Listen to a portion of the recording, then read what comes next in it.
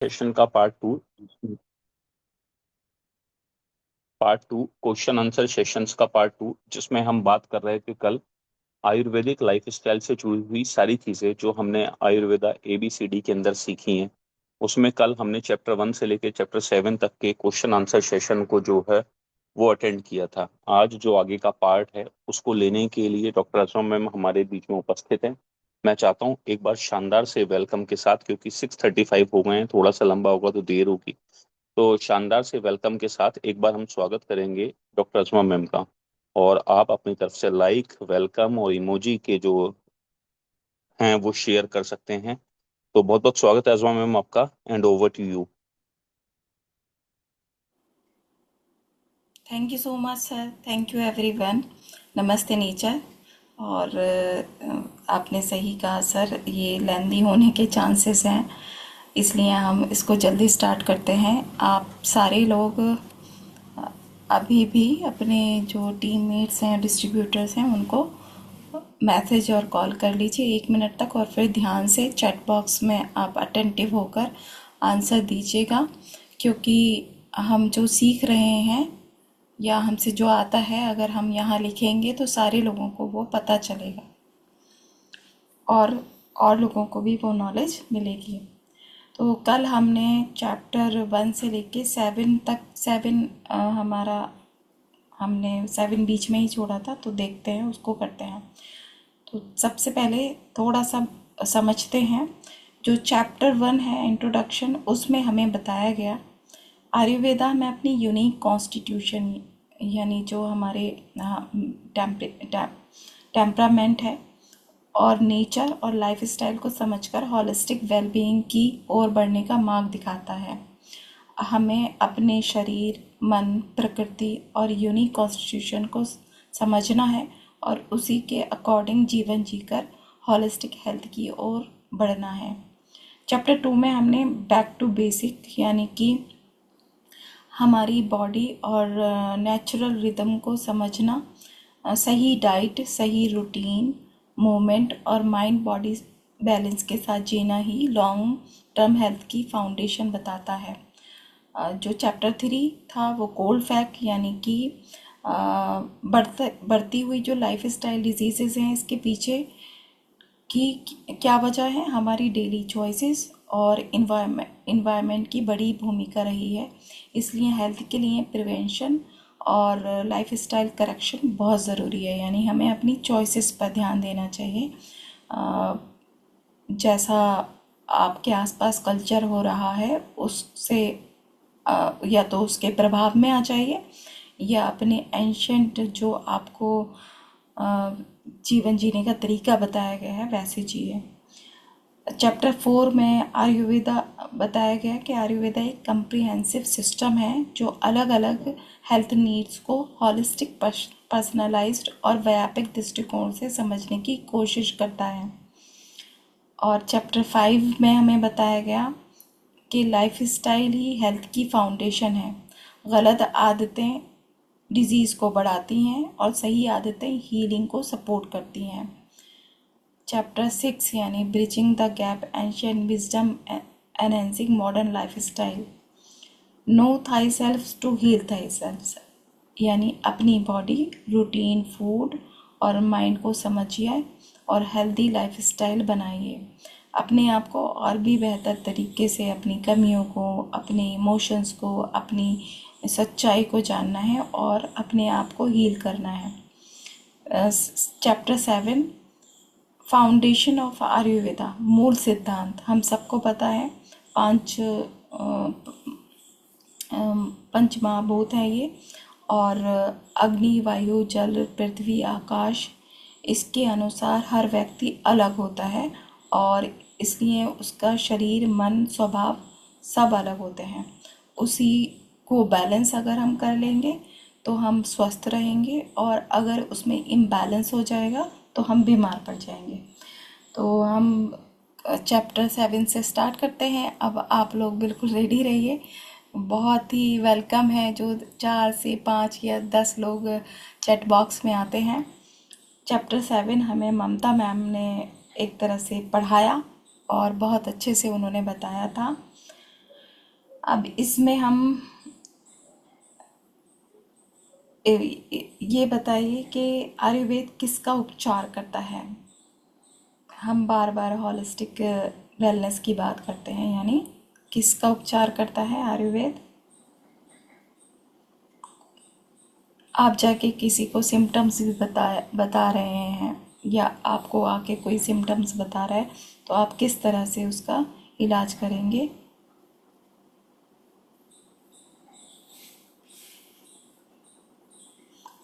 Doctor Madan Gopal sir, thank you so much. Soul body mind, amazing. Body mind soul, पंच महाभूत हम सभी जानते हैं कि ये कौन कौन से हैं। अगर अग्नि तत्व सब किससे संबंधित होता है।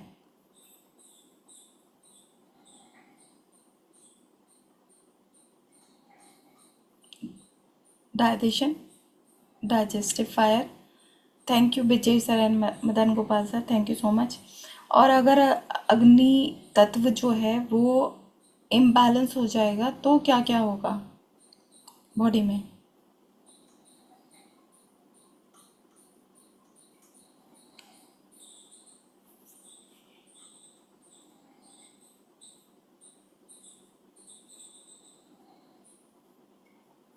अग्नि तत्व इम्बैलेंस हो जाएगा, लो डाइजेशन हो जाए, डाइजेशन अच्छा नहीं होगा। हाँ, फिर अच्छा नहीं होगा तो जब भी डाइजेशन अच्छा नहीं होता है तो हमारे मेंटल पर ये प्रभाव पड़ता है। एनर्जी कम होगी, डाइजेशन अच्छा नहीं होगा, आम दोष बढ़ जाएगा। ठीक है, तो हम ना वो जो ब्रेन गट एक्सिस कहा जाता है, तो हम तनाव में आ जाते हैं, स्ट्रेस में ज़्यादा रहने लगते हैं। और ये ऐसे नहीं कि एक दिन हमारा डाइजेशन अच्छा नहीं हुआ तो हम उस दिन टेंशन में आ जाएंगे या स्ट्रेस ज़्यादा फील करेंगे, या उससे तो ये होगा कि लो फील करेंगे या दूसरे सिम्टम्स हैं। बहुत दिन तक अगर हमारा डाइजेशन ठीक ना हो, अग्नि बढ़ती रहे, तो हम धीरे धीरे स्ट्रेस में आने लगते हैं, चिड़चिड़े होने लगते हैं, हमारी एनर्जी लो होती है। और जल तत्व किसका प्रतीक है।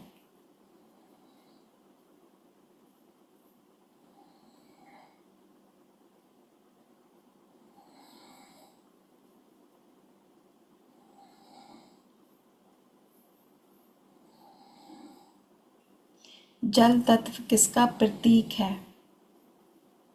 Cool, Vijay sir thank you so much. जीवन और पोषण का प्रतीक है। संतुलित जब होगा तब आपके आचार में, आपके व्यवहार में क्या क्या होगा, कौन से गुण होंगे हमारे अंदर जब ये संतुलित होगा। तो हैप्पी रहेंगे। संजीव शाक्य सर,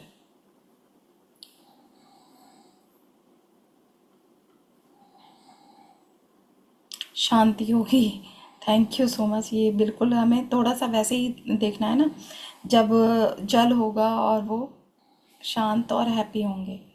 ठीक है, तो अ, वो जो है, जब जल संतुलित होगा तो काइंड होंगे हम, सहानुभूति और संवेदनशील।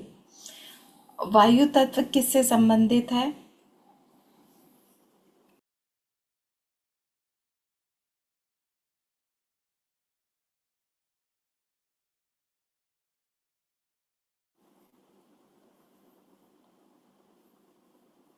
वायु आप सोचिए, ये क्या दिखाता है। वायु जो हवा है, बहुत तेज चलती है, तो वो क्या दिखाती है।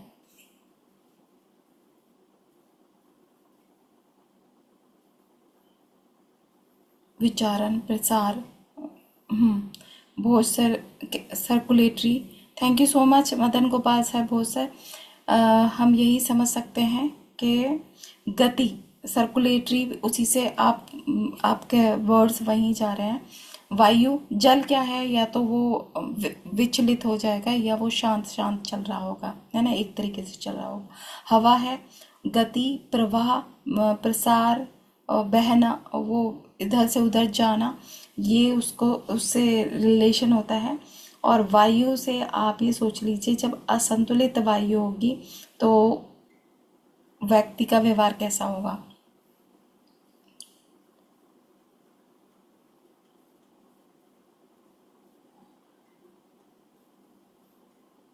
पंच महाभूत होते हैं ये, और दोष जो होते हैं वो इन दो दो से मिलके त्रिदोष बनते हैं। तो वात ही आएगा वायु के लिए। वो वायु और जल से बना होता है।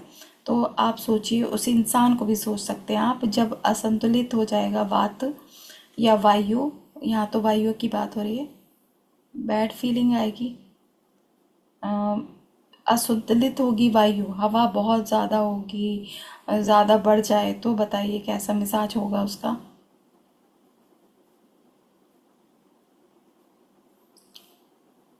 दर्द होगा उसमें, बॉडी पेन होगा। Okay, thank you so much. जब वायु बहुत ज़्यादा बढ़ जाएगी, बॉडी पेन होगा। सुस्ती और कमज़ोरी तो नहीं, ये बिल्कुल भी नहीं, जिसने भी आंसर दिया है। वायु ज़्यादा होगी तो असंतुलित होगा वो, अस्थिर होगा, मीन्स विचलित जैसे होते हैं ना, ठीक है, अव्यवस्थित होगा। आप खुद सोच लीजिए, हवा कहीं पे ज़्यादा हो जाए तो वो क्या कैसा कहा गया है ना कि जो पूरी संसार में ये पांच महाभूत है, वैसे ही हमारी बॉडी में है। तो संसार में हवा अगर ज़्यादा है आपके आसपास, सोच लीजिए हवा ज़्यादा हो जाएगी, आंधी की तरह होगा, तो जैसा हो रहा होगा वैसे ही बॉडी में भी होने लगेगा, फिजिकल भी।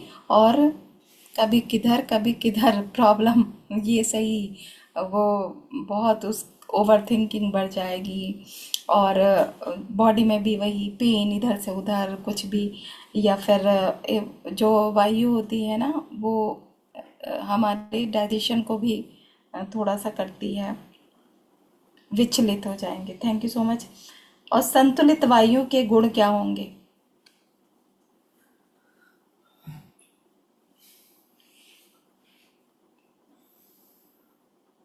जो बैलेंस में अगर है वायु, शांति होगी। अमेजिंग। उसको कहा जाता है स्थिरता, हर चीज़ में होगी, शानदार ब्लड सर्कुलेशन होगा उसका। Thank you so much. संतुलित वायु को ना क्रिएटिव कहा जाता है, वो क्रिएटिव होते हैं बहुत, है ना, जब बैलेंस में रहते हैं तो उनकी क्षमताएं बहुत ज़्यादा बढ़ जाती हैं। कहा जाता है ना, एक गिलास में जितनी हवा है, अगर उसको उसका कैप हटा दो तो वो पूरे में कहीं पर भी कितनी भी जगह में समा सकती है। तो वो बहुत ज़्यादा मीन्स उसका जो एक उसकी जो पावर है बहुत ज़्यादा बढ़ सकती है, कितनी भी बढ़ सकती है। पृथ्वी तत्व शरीर को क्या प्रदान करता है?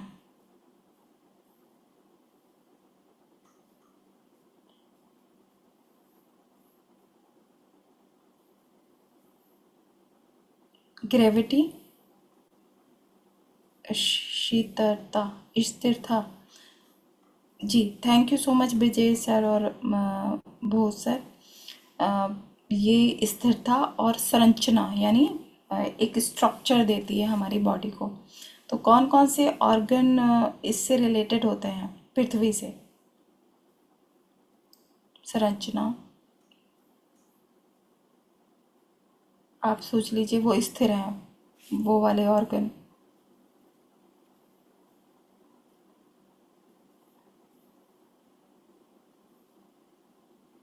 सारे ही, हड्डियाँ और सारे मसल्स, स्किन, बाल, नेल्स, ये हमारे पृथ्वी तत्व से संबंधित है। आकाश तत्व किसका प्रतीक है?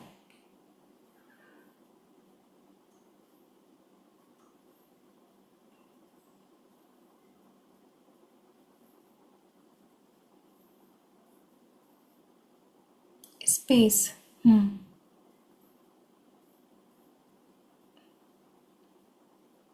स्पेस सही है कि बहुत बड़ा, कितना भी बड़ा आकार, कितनी भी बड़ी सोच, मानसिक विस्तार हम कर सकते हैं, और चेतना से का प्रतीक है। जठराग्नि क्या होती है?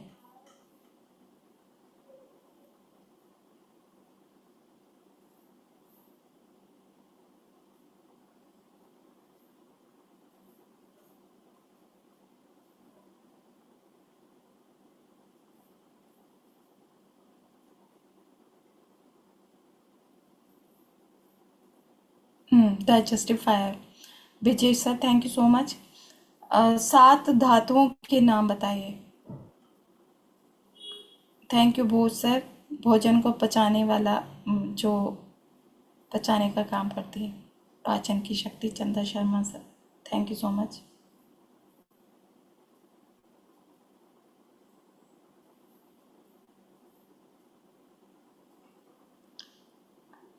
सप्त धातु जो है, 7 धातु, उनके नाम। रक्त, रस, माद, मांस, मेद, है ना, ये तो 4 हुए।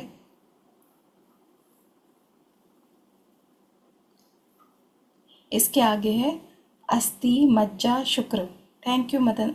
हाँ आप, thank you so much, thank you so much Madan Gopal sir. हम्म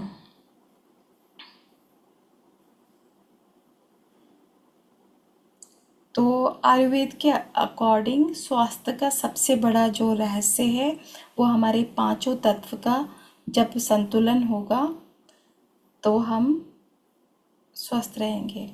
अब हम आ जाते हैं चैप्टर 8 पर, त्रिदोष। इस चैप्टर में हमने डॉक्टर राजेंद्र प्रसाद सर से और डॉक्टर सतीश सर से ये जाना कि वात, पित्त, कफ, 3 दोष जो होते हैं, अगर ये संतुलन रहेंगे तो हेल्थ रहेगी, और अगर ये इम्बैलेंस हो जाएंगे तो रोग उत्पन्न हो जाएगा। तो त्रिदोष क्या है ये तो सभी जानते हैं, फिर भी जल्दी से प्लीज़ लिख दीजिए, सारे लोगों तक वो पहुंचता रहे।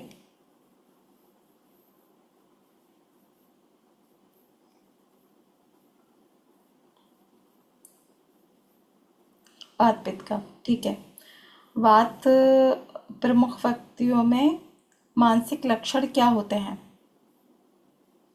एक तरह से वात की जो मेंटल वाली क्वालिटीज़ हैं वो जल्दी से बता दीजिए प्लीज़।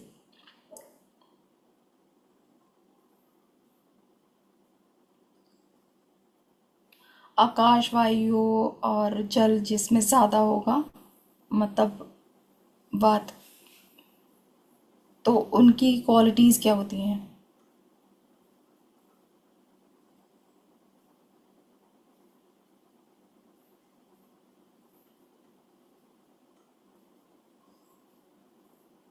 चलिए मैं बता देती हूँ। वो कल्पनाशील होते हैं, इट मीन्स कि वो इमेजिनरी विजुअलाइजेशन बहुत अच्छा करते हैं, संचय होते हैं, अ, अपनी बात को बहुत अच्छे से रख पाते हैं, ठीक है। रचनात्मक यानी क्रिएटिव बहुत होते हैं, स्वतंत्र रूप से सोचने वाले होते हैं, कितना भी बड़ा वो सोच लेते हैं, है ना। बात प्रमुख व्यक्ति का शरीर किस टाइप का होता है?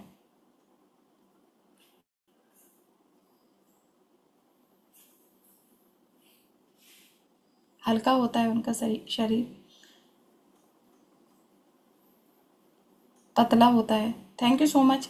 पतले और लंबे होते हैं, त्वचा रूखी होती है, ठंड जल्दी लग जाती है। वात वात वालों को भी ना रेस्पिरेटरी का ज़्यादा होता है उनको, और बहुत बात हुई इस पर कि पेन्स उनके ज़्यादा हो जाते हैं। वात असंतुलन के क्या संकेत होते हैं? गैस, पेट फूलना। ओके।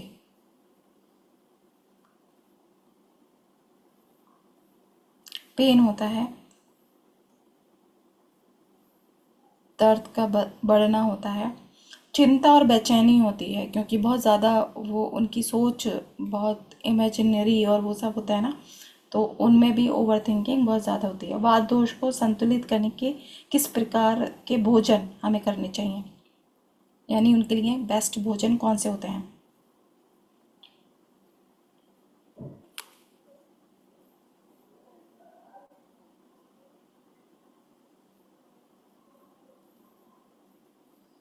गरम तासीर वाले, thank you so much Raghuvendra sir.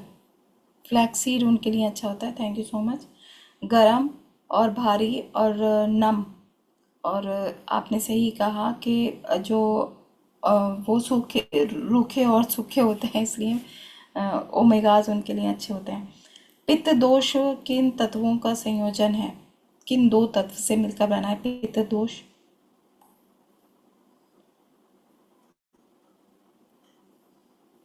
अग्नि हो जल। थैंक यू सो मच चंदा शर्मा सर। चंदा शर्मा मैम है या सर है? मुझे सर ज़्यादा लगते हैं, अगर मिस्टेक हो रही है तो प्लीज़ मुझे माफ़ कर दीजिए। पित्त प्रमुख व्यक्ति की शारीरिक विशेषताएं क्या हैं? ओके चंदा शर्मा मैम।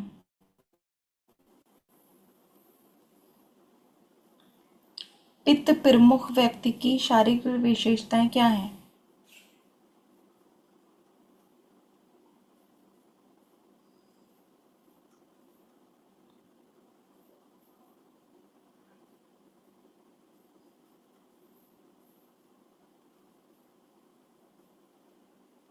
अगर हम इस चैप्टर के आंसर नहीं दे पा रहे हैं तो इसको बहुत पढ़ने की ज़रूरत है।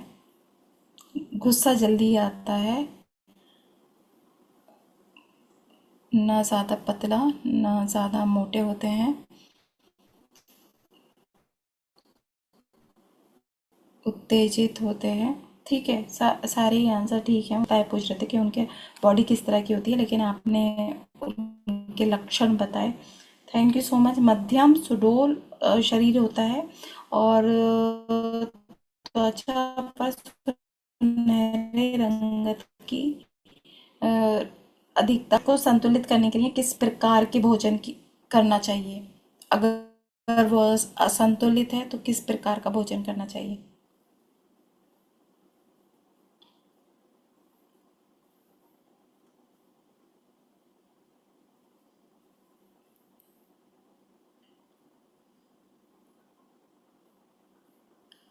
इसका आंसर हम सब दे सकते हैं। पित्त वाले को किस प्रकार का भोजन करना चाहिए?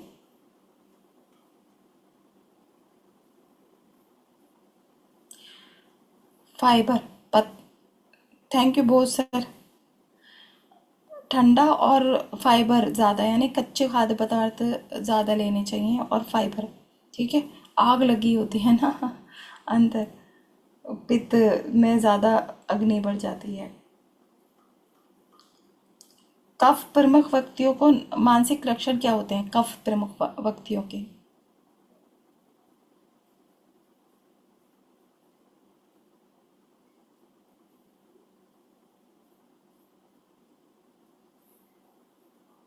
नहीं, मानसिक लक्षण वो किस तरह के होते हैं उनके, वो किस तरह के होते हैं?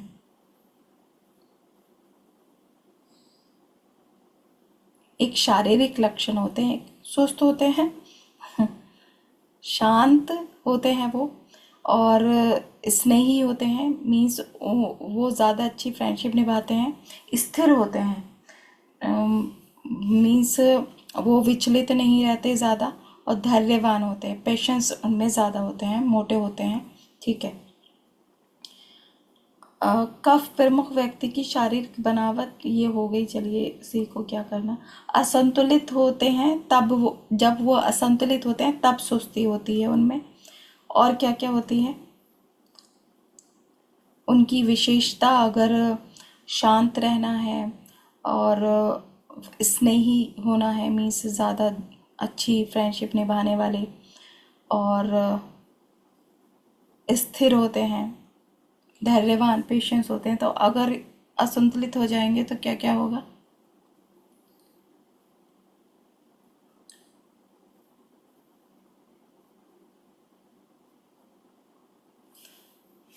अगर असंतुलित होता है या ज़्यादा बढ़ जाएगा कफ, तो सुस्ती ज़्यादा रहेगी, आलस ज़्यादा रहेगा, और प्रेरणा की कमी होगी, मीन्स कुछ करने का मन नहीं होगा।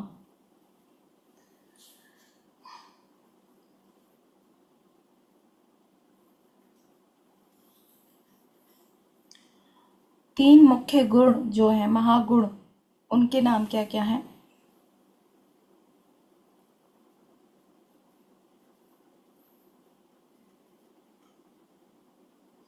तीन महागुण के नाम क्या क्या हैं?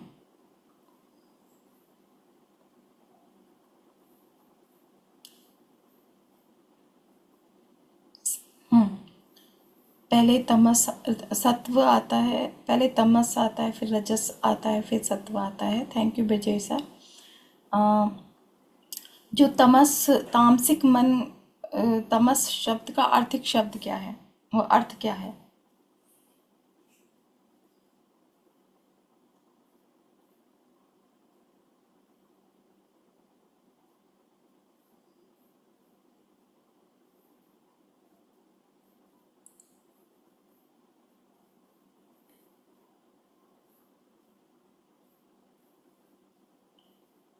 तामसिक, तामसिक का है अंधकार और सुस्ती और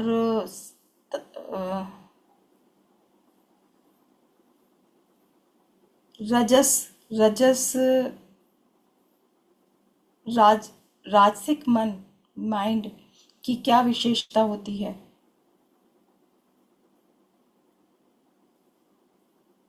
अज्ञान। Thank you Afreen ma'am. अज्ञानता और त-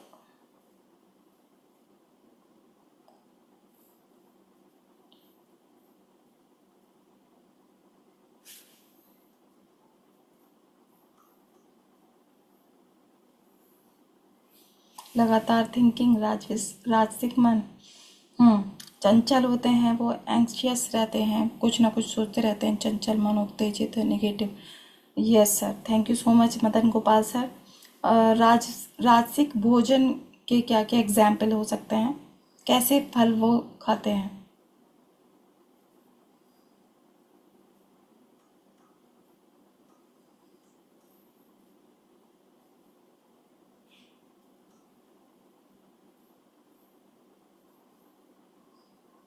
स्पाइसी, जो जंक फूड हम कह सकते हैं वैसा ही खाना पसंद करते हैं। रजस गुण को संतुलित करने का मुख्य तरीका क्या है?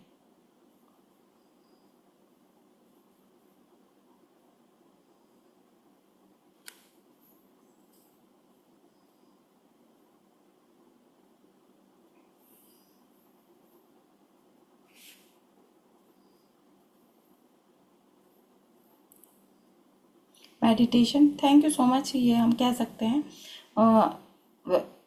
Physical activity. ओके। डिसिप्लिन जीवन शैली में आना चाहिए और नियमित भोजन करना चाहिए। सात्विक गुण व्यक्ति में कौन सी भावनाएं लाता है? सात्विक गुण व्यक्ति में कौन सी भावनाएं लाता है?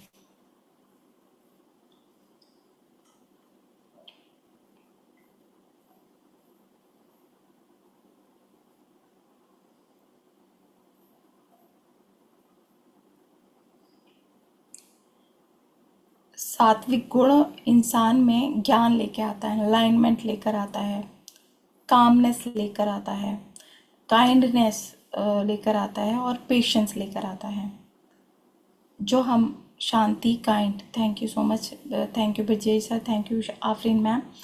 आत्मा का मूल स्वभाव किस गुण से मेल खाता है?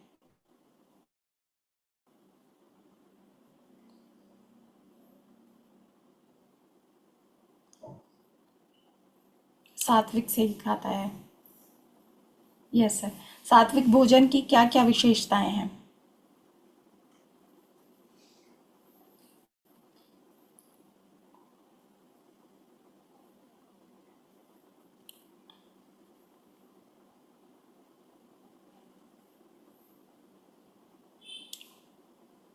सरल, सुपाच्य। ये thank you so much Afreen ma'am.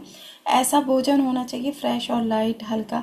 Thank you Brajesh sir, thank you Afreen ma'am, thank you Madan Gopal sir. हल्का होना चाहिए, आसान से पच जाए वैसा होना चाहिए, कच्चा कम लेना चाहिए और उसमें मसाले कम होने चाहिए, बहुत ज़्यादा स्वाद को ना देखा गया हो, वैसा हमारा सात्विक भोजन होना चाहिए। तो सात्विक जीवन शैली में अपने शरीर से जुड़ने का अर्थ यही है कि अपनी जागरूकता को शरीर के साथ मीन्स मिलाना और स्वास्थ्य की अपेक्षा करने या नींद और आराम से बचने जैसी उपेक्षा करने या नींद या आराम से बचने जैसी आदतों में ना पड़ना। अब हमारा चैप्टर 9 था जो हमें डॉक्टर सतीश सर ने पढ़ाया था और ये हमारा लाइफ स्टाइल पर आता है के लाइफस्टाइल डिजीजेस, जिसमें हमें type 2 diabetes, hypothyroidism, fatty liver, PCOS जैसी लाइफस्टाइल डिजीजेस, हम उसमें हमारी कैसी डाइट होनी चाहिए, फिजिकल एक्टिविटी, स्लीप, और कैसा हमारा लाइफस्टाइल होना चाहिए, इससे रिलेटेड ये चैप्टर है। तो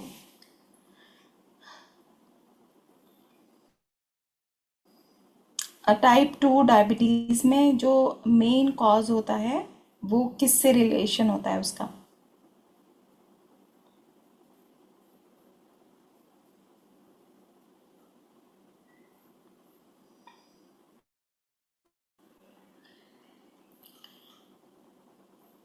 पैंक्रियास से कह सकते हैं हम, शुगर रेजिस्टेंस से।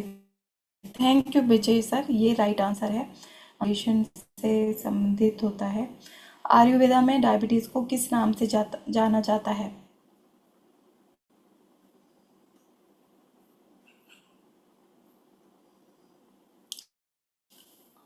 मधुमेह। Thank you Vijay sir, thank you so much.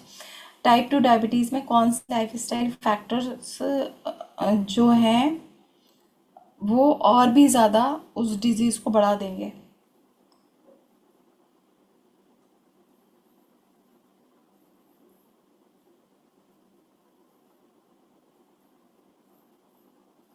Late सोना, कार्बोहाइड्रेट अगर ज़्यादा लेंगे तो बढ़ जाएगा। Thank you Bushra ma'am, Madan Gopal sir, और लगातार स्ट्रेस लेना, physical activity. Thank you Afreen ma'am, Vijay sir. हाँ, ये सारे अगर होंगे तो ये और डिजीज़ को बढ़ा देंगे। थायराइड ग्लैंड कहाँ स्थित होती है?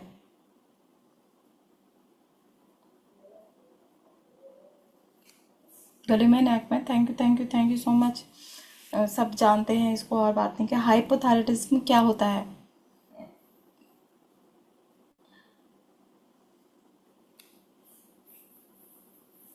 हाइपोथायराइडिज्म ऑटो इम्यून डिजीज है। Thank you so much.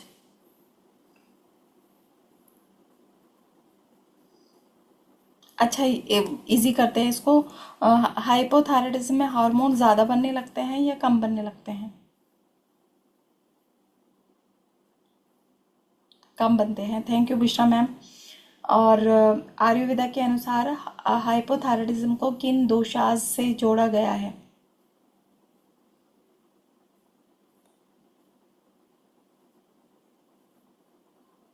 Cough, cough. Okay. कफ और वात इम्बैलेंस हो जाता है।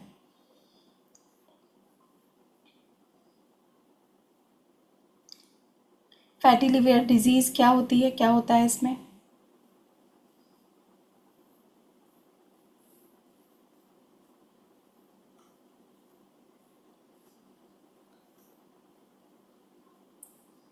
बुशरा मैम, इन्फ्लामेशन, और विजय सर, लीवर का बढ़ना,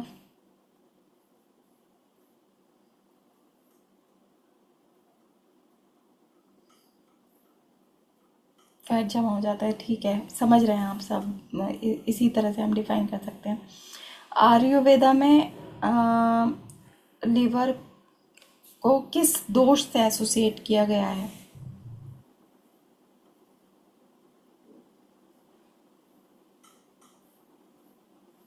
पित्त। Thank you Vijay sir. Fatty liver के लिए किन आयुर्वेदिक हर्ब्स का यूज़ करना चाहिए?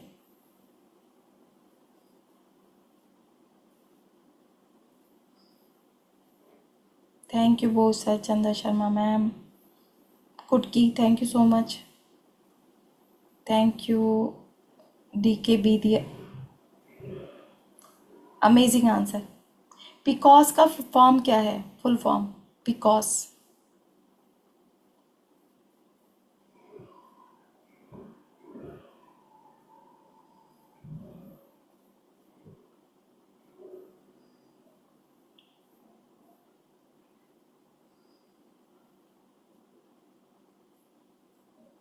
पिकॉस का फॉर्म क्या है?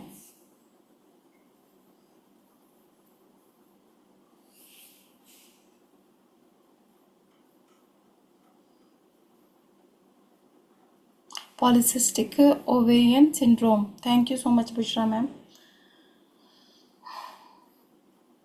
तो चैप्टर 9 जो है वो लाइफ स्टाइल डिजीजेज में balance diet, regular physical activity, proper sleep, appropriate Ayurvedic guidance के साथ लाइफ स्टाइल करेक्शन करेंगे तो हम उनको ठीक कर पाएंगे। और चैप्टर 10 में भी यही लाइफ स्टाइल डिजीजेस के बारे में बताया गया। कैंसर क्या है, ये देखते हैं हम। कैंसर को हम अलग अलग तरीके से, मतलब सब लोग किस तरह से डिफाइन करते हैं कैंसर क्या होता है।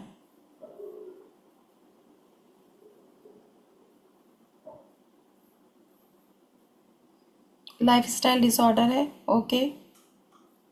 टिश्यू डेथ होने लगती है, ओके। विजय सर, बुशरा मैम, बहुत सर सेल का डेड होना, डेड होना, ओके। सेल का डेड होना नहीं होता है, इसमें बहुत ही तेज़ी से सेल्स इरेगुलर वे में और अनकंट्रोलेबल वे में ना बहुत ज़्यादा बढ़ने लगते हैं, उनकी ओवर ग्रोथ होने लगती है, unlimited growth. Thank you Madan Gopal sir. Life style disease, ठीक है, okay, thank you so much. Ayurveda में कैंसर को किन नामों से डिस्क्राइब किया जाता है?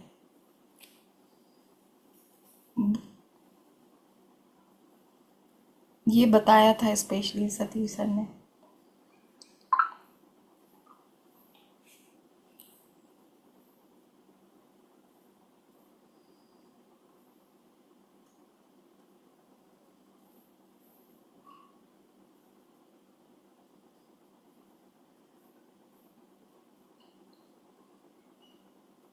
चलिए, वहाँ ग्रंथि और अर्बुबा कहा जाता है।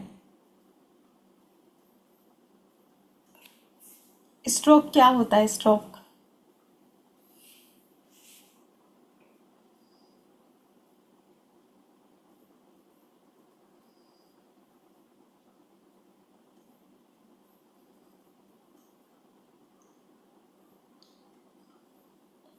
ब्लड का थक्का जमना, कहाँ पे?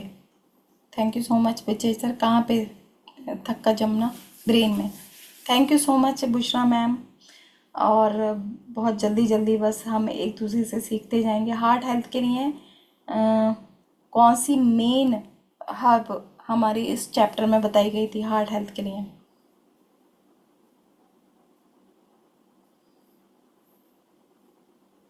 Arjun, thank you so much. Respiratory health के लिए किन आयुर्वेदिक हर्ब का उल्लेख किया गया है? रेस्पिरेटरी हेल्थ के लिए लहसुन और अर्जुन, ठीक है, लेकिन रेस्पिरेटरी हेल्थ के लिए हर्ब्स बताने हैं अब। Tulsi, Afreen ma'am, thank you so much. एक दो और आंसर आना चाहिए तुलसी के अलावा। वाशा, ginger, honey, tulsi, thank you Madan Gopal sir, thank you so much. Mental health disorder treatment के 3 प्रमुख अप्रोच कौन कौन सी हैं?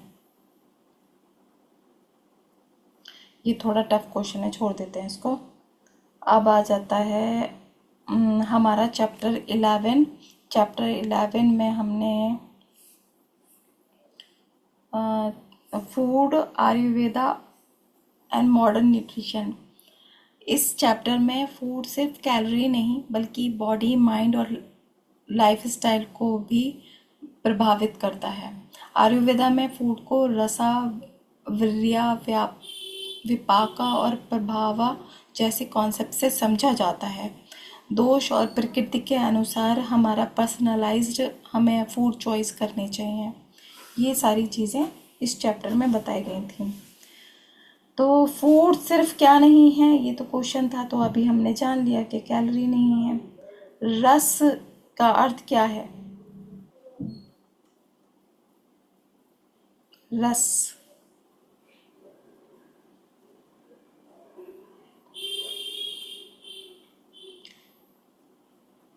चैप्टर 11 जो हमें अंजुम आरा मैम ने बहुत अच्छे से बताया था, बहुत अच्छे से उन्होंने डिफाइन किया था। रस का अर्थ क्या है?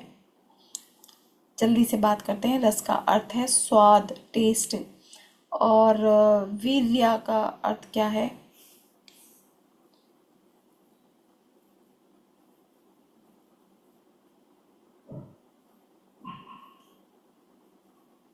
बल।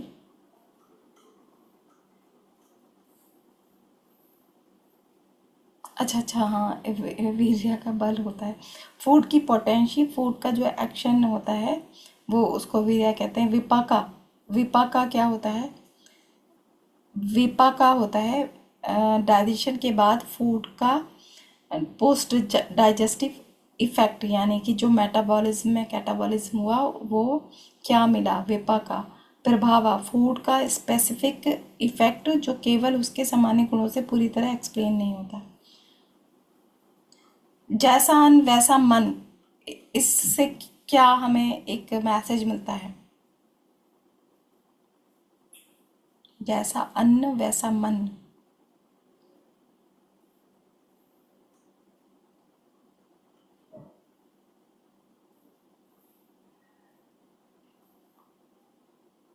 फिटनेस। ओके। हमारा जो फूड होता है उस मतलब उसी से कैसी एनर्जी मिल रही है, कैसी सटाइटी हो रही है, वेलबींग, इस सब को वो अफेक्ट करता है। अन्न का ब्रेन पर भी प्रभाव होता है। Thank you so much.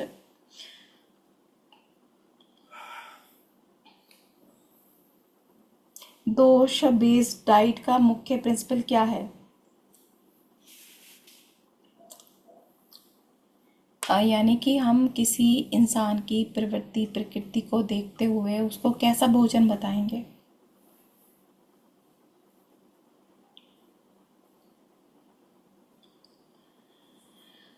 फिर इसमें वही है कि हमें पित्त वालों को क्या देना चाहिए, वात वालों को किस तरह का खाना देना चाहिए। एक तरह से जो हम डाइट बनाते हैं उसके लिए आपको इस चैप्टर को दोबारा से पढ़ना चाहिए, और अंजुम आरा मैम ने बहुत अच्छे से समझाया है। वहीं पर आप उसको समझ सकते हैं कि इंसान की अगर प्रकृति प्रवृत्ति आप समझ रहे हैं तो किस तरह का भोजन आप उसको एडवाइस करेंगे। 80-20 प्रिंसिपल का क्या मैसेज है?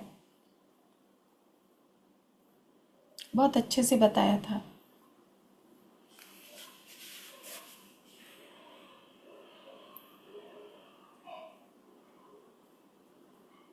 80/20।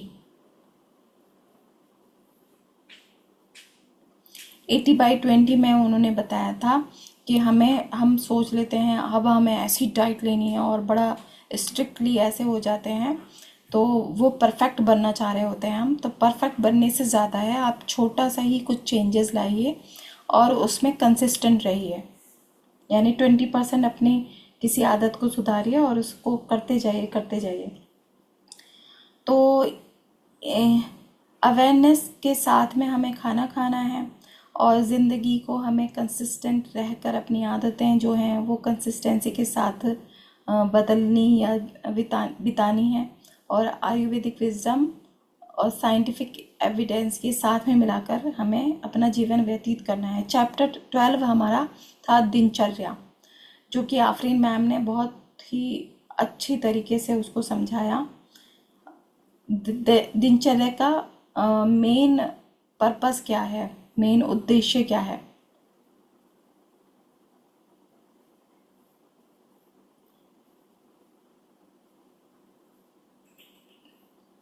Daily basic life style.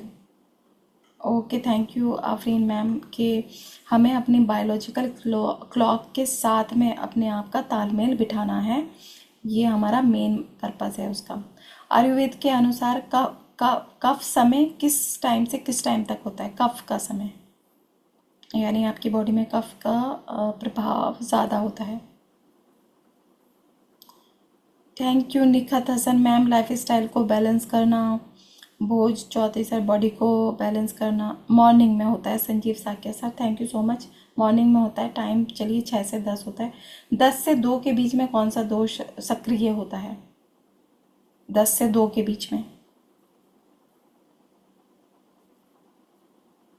पित्त होता है। Thank you so much. और 10 PM से 2 AM तक कौन सा दोष होता है सक्रिय? 10 PM से 2 PM, 2 AM, रात 10 बजे से कफ पित्त दोष को बताया गया है। क्योंकि वो पूरे दिन का खाना खा के हम रुके होते हैं, इसलिए 2 बजे दिन के और 6 बजे शाम तक वात को बताया गया है। तो सुबह गर्म पानी पीने की सलाह क्यों दी गई हमारे चैप्टर में?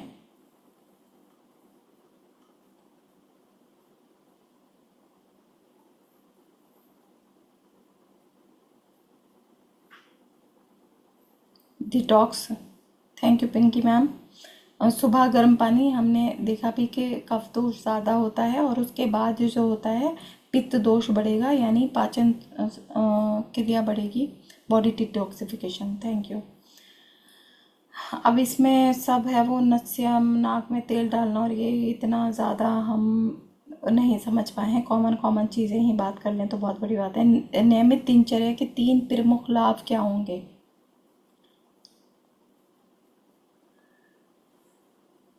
बैलेंस एक जो डेली रूटीन हम बनाएंगे तो बॉडी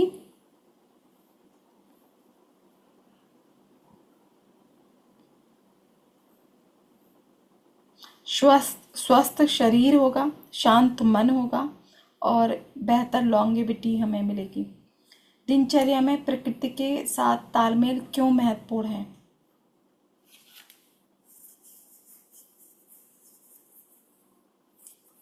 प्रकृति के साथ में क्यों तालमेल बिठाना चाहिए? दिनचर्या यानी biologic 24 hour clock, biological clock, और अगर उसके साथ तालमेल बिठाएंगे stress free mind young feel होगा। ठीक है, पहले वाले का आंसर है।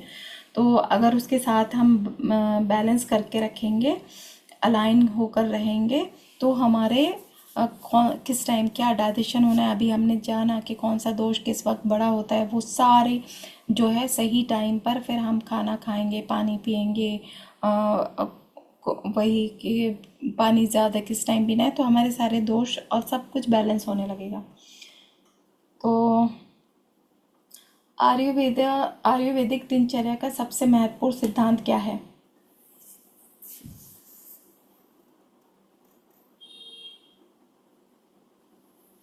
बैलेंस करना, प्रकृति के साथ तालमेल में जीना और जीवन को बैलेंस करके रखना, यही दिनचर्या में हमें बताया गया था। चैप्टर 13 था डिटॉक्सिफिकेशन।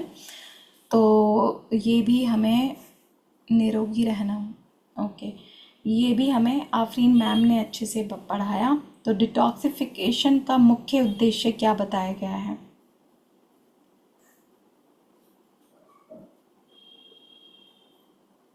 एक मेन पर्पस क्या है उसका?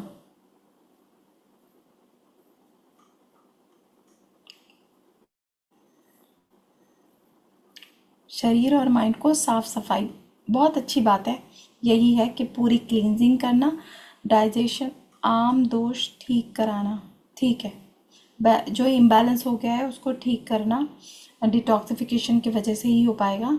डाइजेशन को सपोर्ट करना, ओवरऑल वेलबींग को बेहतर बनाना, यही मेन पर्पस होता है। डिटॉक्स के लिए किस प्रकार का पानी लेना चाहिए हमें? Warm. Thank you Afreen ma'am, thank you so much. क्या डिटॉक्स के दौरान स्मोकिंग और अल्कोहल से बचना चाहिए? हाँ, ये तो यस हर किसी को पता है। डिटॉक्सिफिकेशन में डाइजेशन का क्या महत्व है?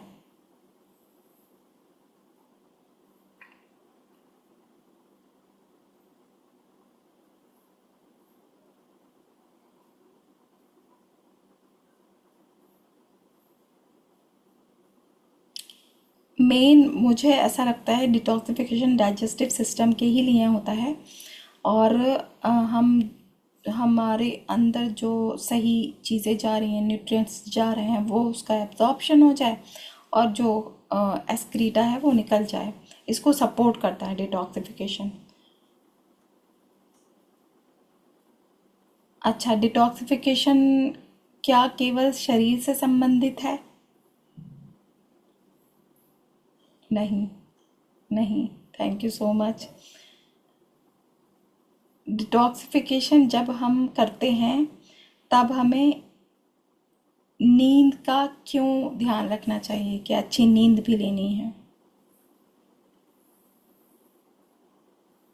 माइंड से भी और सोल से भी। Amazing, thank you Afreen ma'am.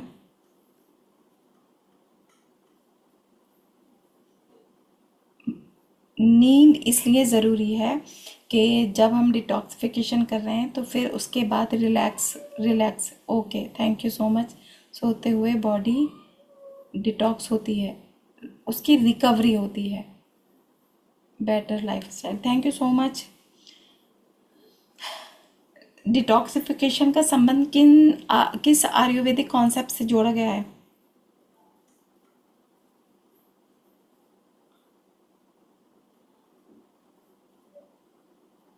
Panchakarma, चलिए कह सकते हैं इसको।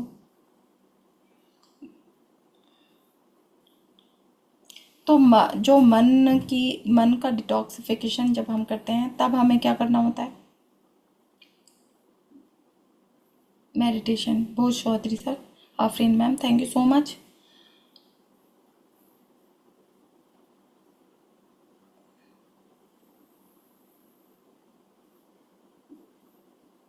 क्या डिटॉक्स केवल एक ड्रिंक से पूरा हो जाएगा? प्रेयर भी करनी चाहिए? नहीं होगा।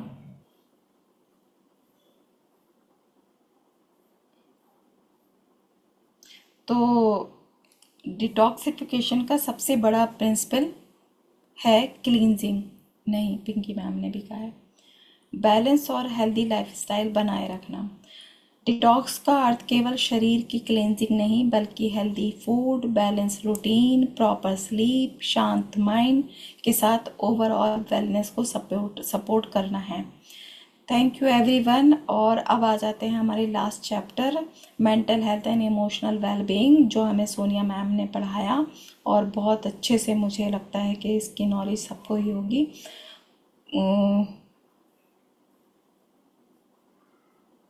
मेंटल हेल्थ में क्या इम्पोर्टेंट है? कि ये क्वेश्चन ही नहीं है। हमारे मन को सबसे ज़्यादा थकाने वाली चीज़ें क्या कौन सी हैं? मन में कौन से विचार आते हैं?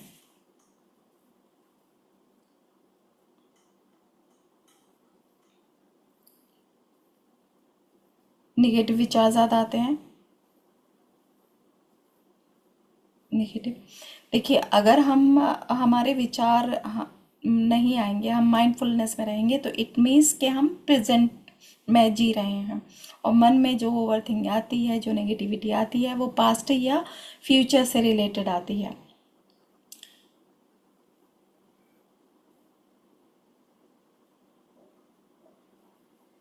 और पास्ट से रिलेटेड होता है स्ट्रेस और फ्यूचर से रिलेटेड होता है एंजाइटी। हमें कहाँ रहना चाहिए?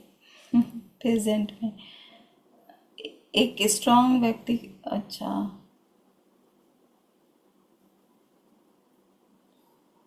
आयुर्वेदा का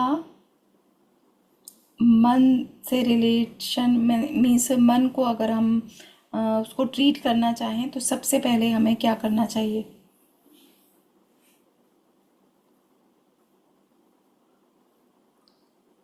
योगा।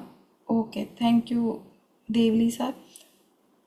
अच्छा भोजन करना चाहिए, ये भी अच्छा आंसर है। Meditation, Afreen ma'am, thank you so much. Meditation से हमारा मन कैसा हो जाता है? हल्का हो जाता है, शांत हो जाता है। चंदा शर्मा मैम, शांत हो जाता है। भोज चौधरी सर, हल्का हो जाता है। पिल्की मैम, स्थिर हो जाता है, स्टेबल हो जाता है। विचलित मन जो होता है ना, कई बार मैंने भी बात की है, आशीष सर ने बात की है कि जब विचलित होता है तो कौन सी स्टेट और होती है माइंड की, और जब स्थिर होता है तो कौन सी स्टेट होती है। अल्फा स्टेट में जब हम आते हैं तो स्थिर हो जाता है, और मेडिटेशन में आंखें बंद करके हम अपनी जब सांसों पे ध्यान दे रहे होते हैं तो हम अल्फा स्टेट में आ चुके होते हैं। व्हाट कैन हेल्प काम अ डिस्टर्ब माइंड। पूरा ना एक वो बताया था, सीरीज बताई थी उन्होंने, क्या क्या करना चाहिए हमें।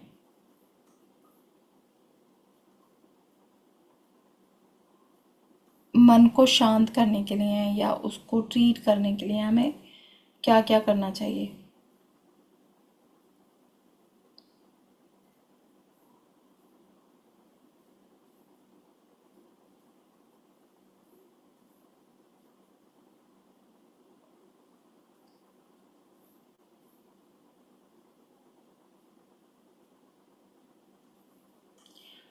सबसे पहले हमें प्राणायाम करना चाहिए, हमें जर्नलिंग करनी चाहिए, हमें प्रे करना चाहिए, हमें मेडिटेशन करना चाहिए।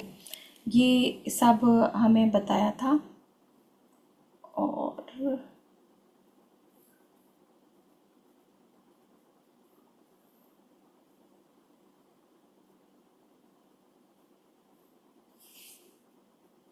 जब लोगों से हम शेयर करेंगे अपने इमोशंस को, तो क्या मिलता है हमें उससे।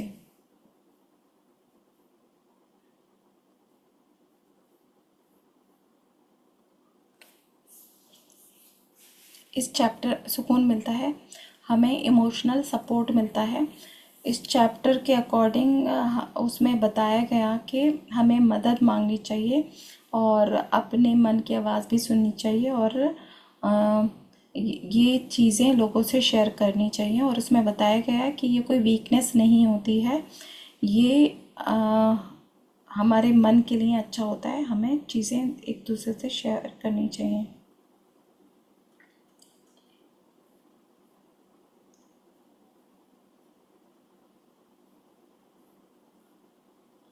एक वहाँ पे ना एक स्टॉप फॉर्मूला बताया गया था। जब मन परेशान हो तो एक फॉर्मूला है स्टॉप, उसकी उसकी कोई उसको डिफाइन कर सकता है तो प्लीज़। एस फॉर क्या है, टी फॉर क्या है, ओ फॉर क्या है।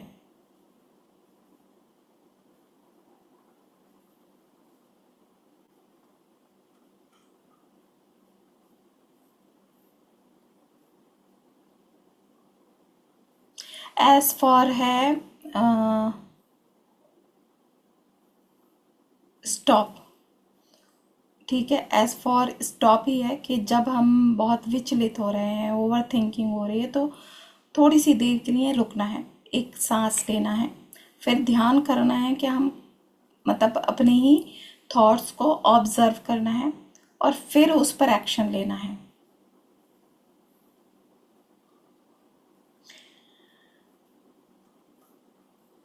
तो thank you everyone, thank you so much. इतने दिन जो हम कह सकते हैं हमारी टीचर हमें काम देकर गए थे, हमने बहुत उसको अच्छे से निभाया।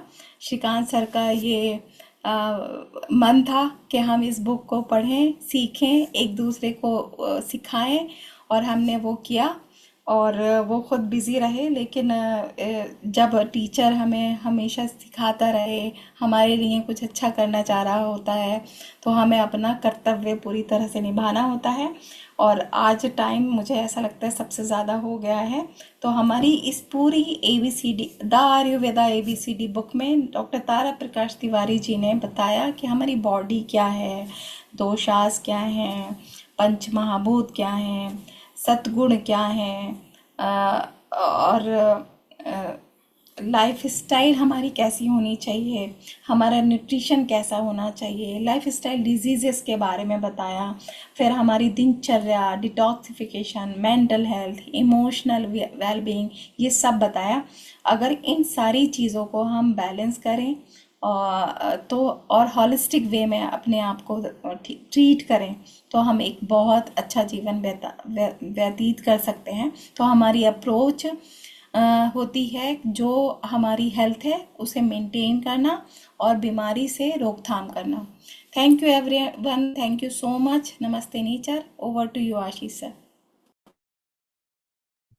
Thank you so much Ajma ma'am. और पिछले 2 दिन में आपने इतना सिखा दिया है इन क्वेश्चन आंसर के थ्रू कि बहुत सारे लोग या मैं खुद भी या जो भी लोग लगातार सेशन को अटेंड नहीं कर पाए थे या क्वेश्चन आंसर्स का जवाब जिनको नहीं पता है, वो अगर पिछले 8 10 दिन 15 दिन के एपिसोड नहीं भी देख पाए और 2 दिन, सिर्फ ये 2 दिन सिर्फ क्वेश्चन आंसर्स के एपिसोड अगर देख लेंगे तो उन्हें सारी क्लैरिटी आ जाएगी कि इस बुक के अंदर क्या लिखा हुआ है, क्या जरूरी है, कितनी चीजें हमें पता होनी चाहिए। और बहुत आसान शब्दों में आपने जो बताने की कोशिश की है वो इसको बहुत अच्छा बनाता है। तो मैं ये चाहूंगा कि हम हमारे लोगों के बीच में, हमारी टीमों के बीच में, और जो लोग हमारे सुबह को मॉर्निंग मंत्रा में नहीं आते हैं, स्पेशली ये 2 सेशंस की रिकॉर्डिंग, होता है क्या है, कई बार हम बहुत सारा मटेरियल दे देते हैं, बहुत सारी वीडियोस दे देते हैं, तो लोग कह देते हैं देख लेंगे लेकिन देखते नहीं है।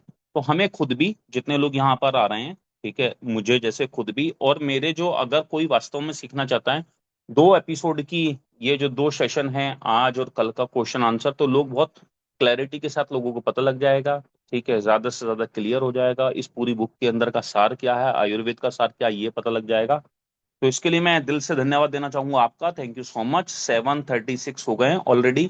कल सुबह फिर मिलते हैं मॉर्निंग मंत्र सेशन के अंदर। Thank you so much Ajma ma'am, and thank you so much to everyone जितने भी लोगों ने इसको अटेंड किया।